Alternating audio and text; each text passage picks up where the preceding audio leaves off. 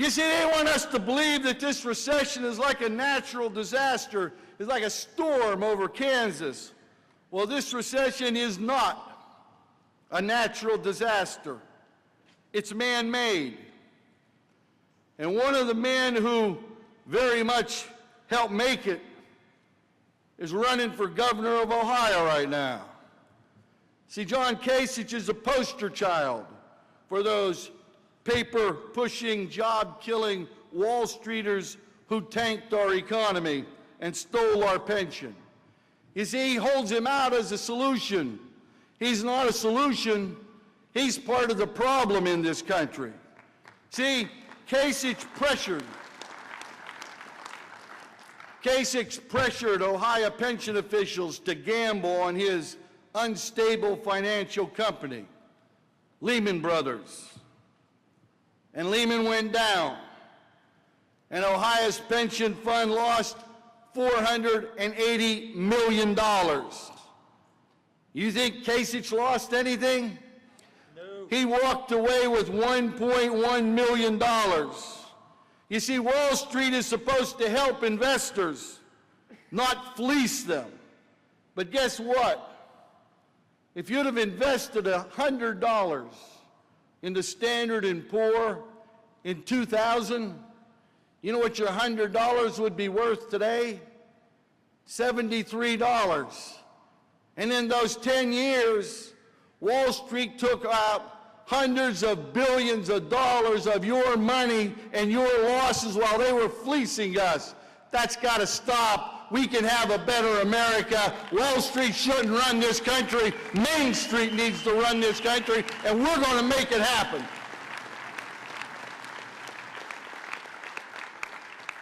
And poor John, well, he's not in this alone, Joe. There's a Senate candidate by the name of Rob Portman. Well, he helped the Bush administration offshore 100,000 Ohio jobs, 100,000 lives shattered, 100,000 dreams flushed. He supported tax breaks for companies that shift jobs offshore. Do we need more of that? No. And it gets worse. A guy by the name of Tom Ganley in Akron that's running against our own Betty Sutton.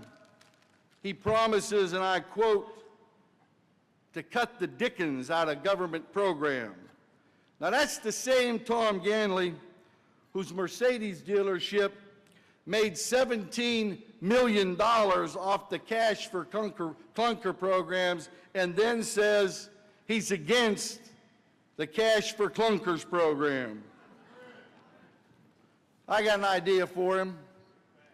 If he doesn't like the money in the program, give us the $17 million back. We'll create a few jobs with it, right? And when it comes to the rest of us, he's all for you're on your own. That's his program. And one more I want to talk about, Joe, if you don't mind. A guy by the name of Steve Stivers, who once married Jo Kilroy's job. He doesn't think that Wall Street needed reform. Thinks everything was wonderful.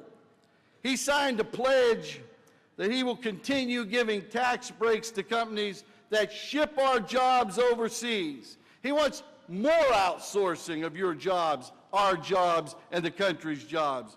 He wants to go back to letting Wall Street run wild. Well, I got to tell you something. Kasich, Portman, Ganley, Stivers equal one ugly future for America. Theirs is a bleak vision of a weak nation. They believe that America's in decline. That's their true promise for America, and they hide it behind a false wall of populism and name-calling.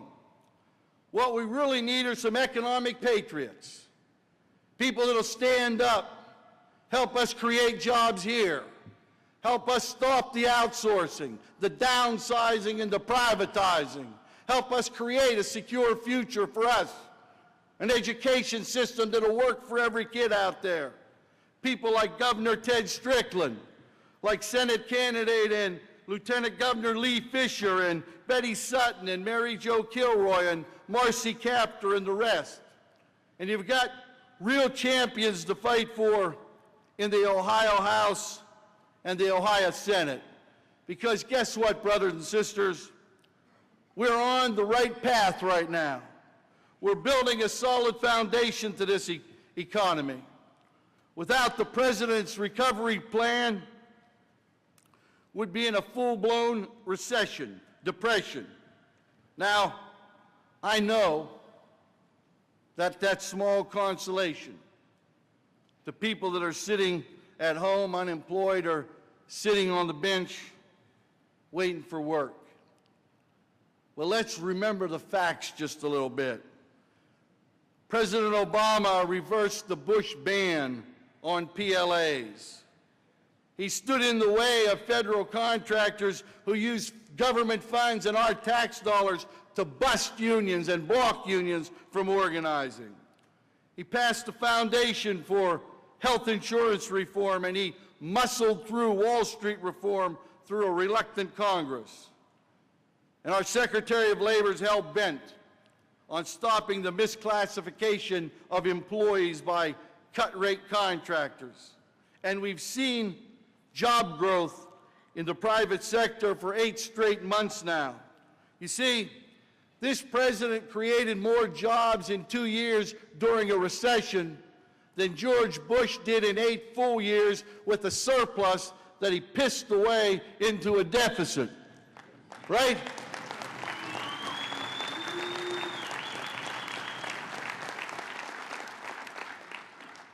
It's not enough. But I got to tell you, it's a darn good start. Because a year ago, our president started safeguarding our tire industry from cheap Chinese imports.